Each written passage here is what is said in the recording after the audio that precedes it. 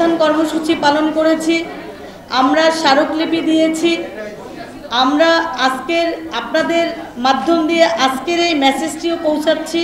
আমার বর্তমান যে গেজেটে নির্বাচন করে আমরা নির্বাচিত হয়েছি সেই গেজেটে কাজ করতে চাই।